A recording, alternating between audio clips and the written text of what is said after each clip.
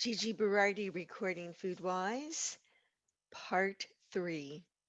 FoodWISE, Choosing Experience.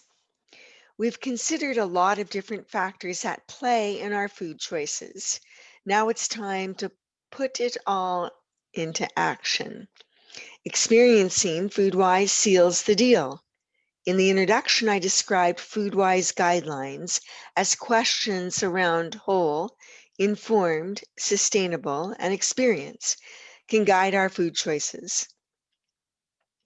We looked at threats to a whole and sustainable agricultural web in part 1 and challenges in making informed food choices in part 2.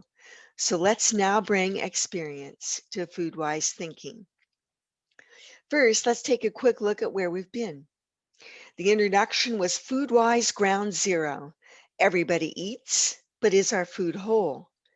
How is it processed? Who's selling it to us anyway?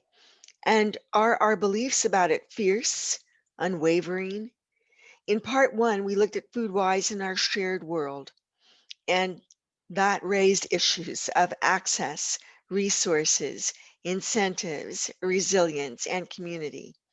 In part 2, we got personal, looking at food in the way we know it best, thinking about our own food beliefs, emotions, and how advertising affects the way we eat. Part 2 also took us into science, suggesting what information we might pay attention to and why.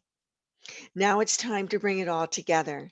Living FoodWISE is making whole food and whole farm choices.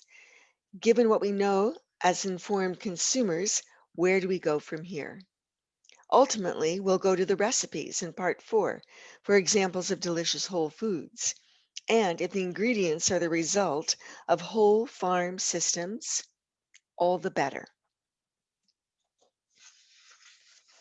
The article tonight is from NPR, NPR's channel on food, and in it are links to a number of broadcasts. But the theme is food insecurity, how it's virtually doubled during the coronavirus pandemic.